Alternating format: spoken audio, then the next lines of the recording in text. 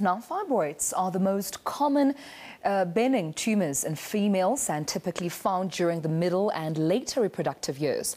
And while most fibroids are asymptomatic, they can grow and cause heavy and painful menstruation, painful sexual intercourse and urinary frequency, as well as urgency.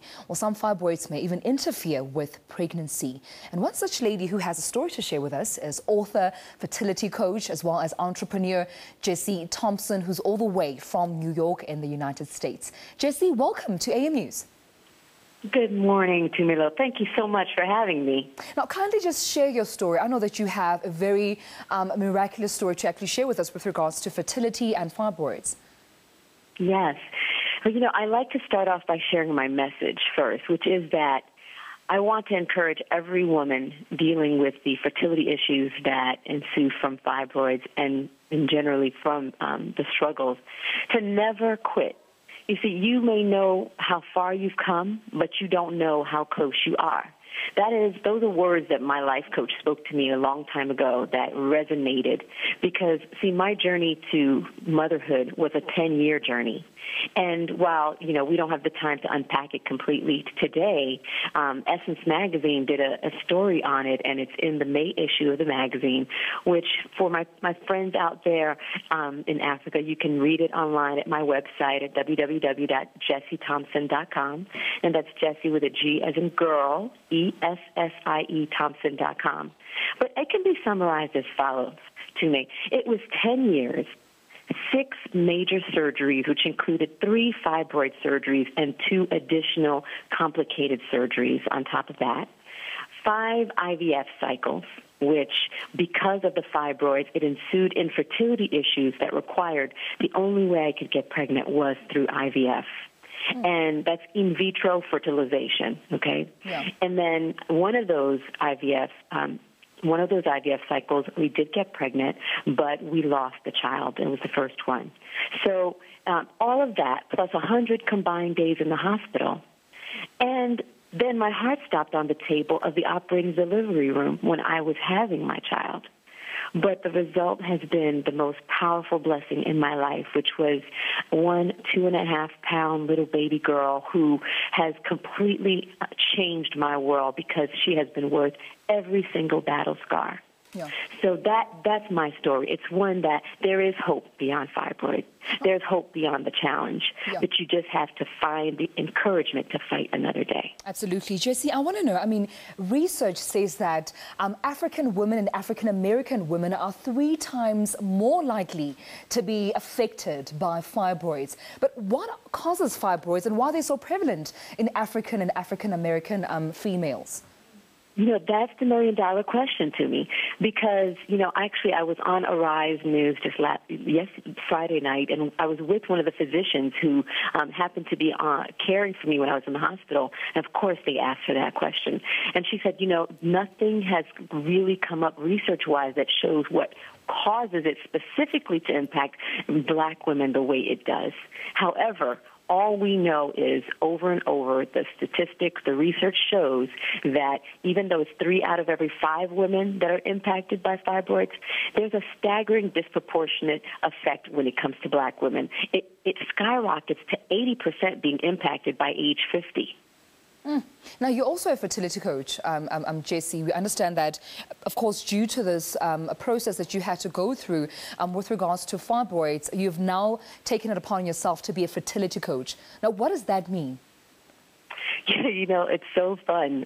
I get to take that test that I went through, that mess, that trial, and then use it to help women navigate the challenges that they encounter to conceive and carry their babies to full term. So how do I do that? One of the things someone asked me was, what did you need most when you were going through your journey, when you were fighting infertility?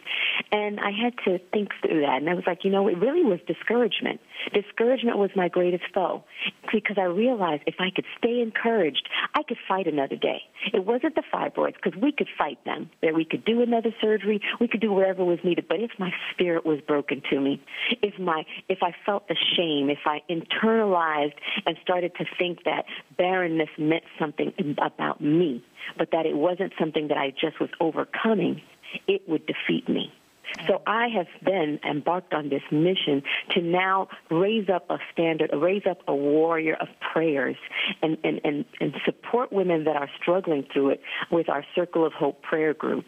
And, we meet twice a month, and we encourage one another that this is not the end. The challenge is just a step in the battle.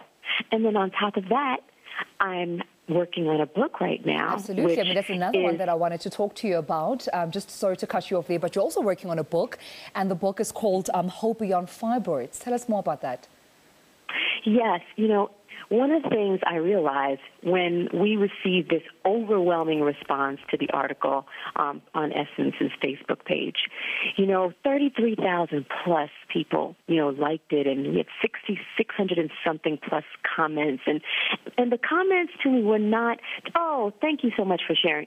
They were deep. They were sharing their stories. They were saying, oh, my God, I had 5, I had 3 myomectomies. Thank you so much because your story has now given me hope. Your story has now given me hope that I don't have to give up. And I realized, oh my God, if one story could have that impact, what could it be like if we gathered stories of women all around the world who have conquered and have had the victory story to say it's not the end. We too have done it, and you can do it too. You can have the hope beyond fibroids, and you can have your miracle baby, whether it's through biological birth, through the surrogacy options, through adoption, whatever it is, your dream of motherhood is possible.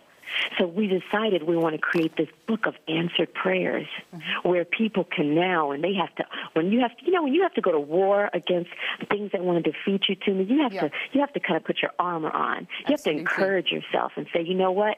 This is not going to beat me. Yeah. And that's what Hope Beyond Fibroids is to do. Unfortunately, Gessie, you've just run out of time there, but I need you to briefly just give the contact details as fast as you can to all the African women that are listening. Please, we want your stories. We want your stories. We want to share it at GessieThompson.com. There's a link for you to share your story to be included in our book and on the website. That's www.GessieThompson.com.